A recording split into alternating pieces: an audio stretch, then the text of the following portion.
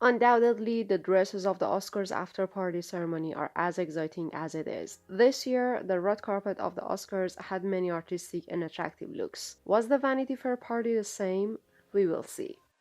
The first one I'm going to talk about is Kendall Jenner, who attended the party in the Jean Paul Gaultier Spring-Summer 2008 couture collection. The look totally gives the vibe of a mermaid, as the embellishments are representing the fish skin. As the mermaid silhouette is totally fitted to her, the fish scales are neatly imitated with different sizes focusing on the waist and lower part. Also, the floral concept at the breast part gave a soft definition to this mermaid girl. And the strappy upper part is crossed at each other in the back of the dress, soon to the middle of the body. This artwork was worn by Marion at the 2008 Oscars in white. I don't know about you, but I believe this gown is perfect both in white and gold. I'm not sure why exactly Kendall chose to wear this gown. If it was because Marion wore it once at the Oscars or any other reason, the selection was correct. She wore it like nobody else. Billie Eilish is the next one in a big gown from Rick Owens. It's been a while since Billie decided to change her way of style, and apart from the good and bad of such a decision, which is definitely her personal choice, we saw more variety in the dust she wears. But one thing has mostly remained constant in her clothing style, and that is her love for oversized, puffy, and exaggerated garments. This gown, which is a combination of an oversized dress with short sleeves containing narrow stripes, has a very oversized train, which I think made it so difficult for the photographers. Probably the goal is to show a gothic style in the first place. But was it successful? Honestly, I'm not sure how many meters of fabric were used to sew such a dress, but I'm sure that more fabric doesn't necessarily provide a more elegant dress. Regarding the train, which is very puffy, well, I personally like this kind of extreme style, but regarding the design of the upper body, I think it's not my cup of tea. The only digestible part for me is maybe the V shape of the collar, which is also sewn with a narrow band, and the rest of the upper body includes sheer, so its oversized sleeve concept could probably be done in a different way. Maybe if it was strapless or simply strappy, or even if there was any insistence that the upper body must be short-sleeved, there could be some changes in the implementation to make it look chic. But right now, we are seeing a contradiction between the upper and lower part that is a little hard to digest. The next one is Lily Aldridge in this black leather outfit from Ballman Fall Winter 23. The dark mood that this look gave to her is everything. The shiny texture of the leather has an eye-catching contrast with Lily's skin tone. While at first it might seem like a nylon bag, the implementation has been done so well that the cuts and stitches are placed tidily in their place. The sculptural design at the right side of the shoulder is kinda a pinch of inspiration from Rick Owens' forte, but with the leather fabric, the bold shoulders, and the little signature details all over the garment, Olivia Rousteing made it for himself. This look, with some differences from other looks of the night, still is serving.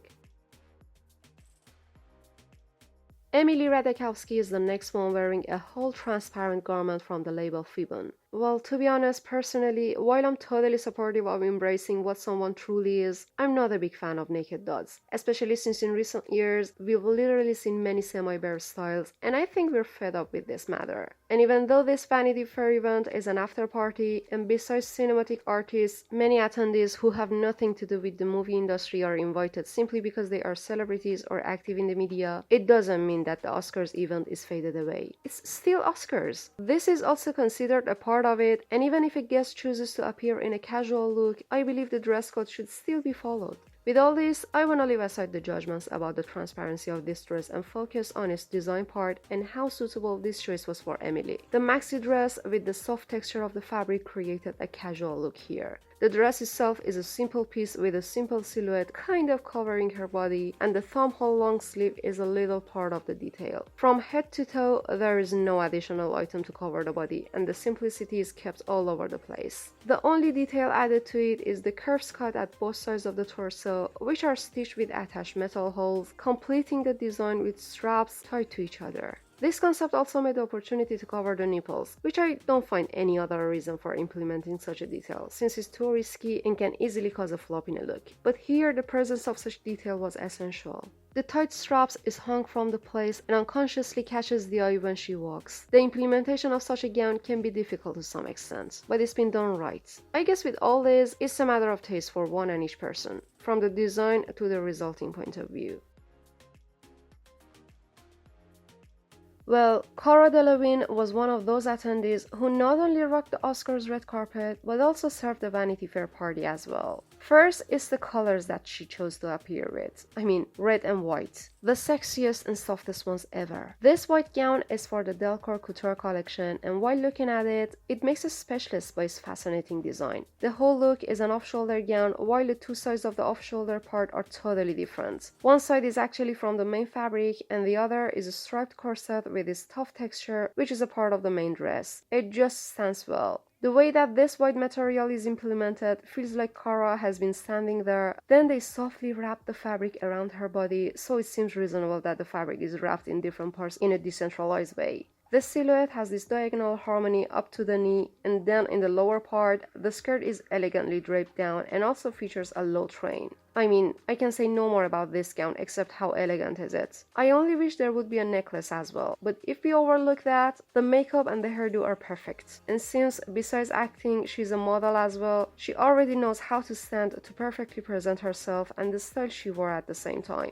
If you're also interested to see Cara's style evolution from the beginning era of her activities till now, I recommend you to watch the video that I put the link in the description and also in the card section. Here also we have Hailey Bieber, who was as well invited to this after party event, and as usual, she showed up in a look from YSL. A chic black column dress with a long sleeve that totally covers her body, while on the other side, a satin fabric which has a contradiction with the main one in terms of texture is added to it, giving another definition to the look. The additional fabric is embedded in the left corner of the dress and has a puffy concept in the shoulder place. Contrast and asymmetries always attract attention, and this look is no exception. The asymmetry in the design of this garment makes us unconsciously compare the two different sides of the dress and therefore pay more attention to it. Another detail of this look, which gave it more spice up, is the sleeve of the left part, which unlike the other side, which is worn in a fit and in harmony with the dress itself, drapes down as a cape, giving the style a dramatic vibe.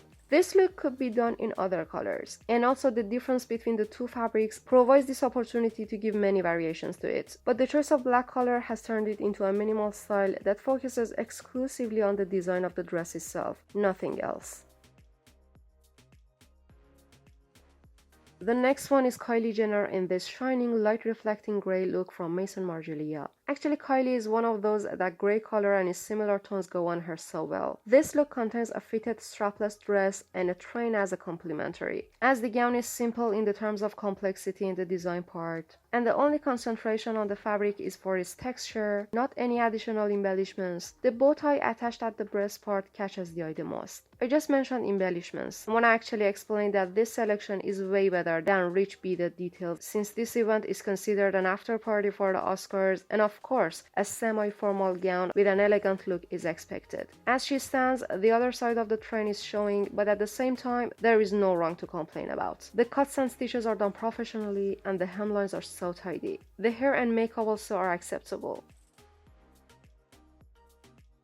The next one is Deepika Padukone, whom I really loved the gown she wore on the Oscars red carpet, and as usual, she unconsciously raised expectations for herself. For the after party, she showed up in a fuchsia fair look from Naeem Khan. She proved to us many times before that pink shades are always a good answer for her. If you're interested to have a look at Deepika's style evolution, what was her clothing choices from the beginning of her career till now, that she's an important face of the media, make sure to check the video that I will put the link in the description and also in the card section. The look is so fluffy that she seems so soft and cuddly. The dress is a simple fur piece with a black belt fixed at the waist forming the silhouette. The opera gloves matched to it is an anticipated complimentary also. The razzle-dazzle net ties on the other hand can be considered a perfect item to complete the whole look. According to the incredible look she showed up with at the Oscars, I guess this choice for the after party is what is expected. A balance between the selections and also a correct understanding of the formal or casual clothing style according to the event that is attended. Also, this event had Gigi Hadid with this glamorous red look by Zac Posen. The off-shoulder column dress with back slit is nicely fitted to Gigi, while some notable details catch the eyes. First is the fitted sleeves that got looser at the edge of the upper part, and a pointed off-shoulder concept is created. Second is the detail of the neckline, which is so eye-catching, since it's been implemented like the front and back of the dress are done the other way around. The front neckline is a straight line with two low curves at the breast parts, while at the back, the fabric at one side side of the shoulder, crosses the other side in a V form with additional fabric, creating a shape of a collar, which is usually used to seeing from the front of the dresses. This resulted in a semi-backless dress and also made perfect harmony with the back slit. The third detail of this gown that catches the eye the most is the detail of the fabric and the way it's been implemented. We see that the texture of the material and its layered concept totally resulted in a symmetric shape and an artistic look from the geometric point of view. The horizontal lines at the sleeves and torso engaging with the oblique lines at the waist to bottom created harmony and made unity to the whole garment. I'm glad that designer Zac Posen is back. Hope to see more looks from his label soon. Thank you so much for watching this video. What do you think of these outfits? Please let me know in the comments. If you like this video, don't forget to hit the like button and subscribe to see more content like this. So, see you soon.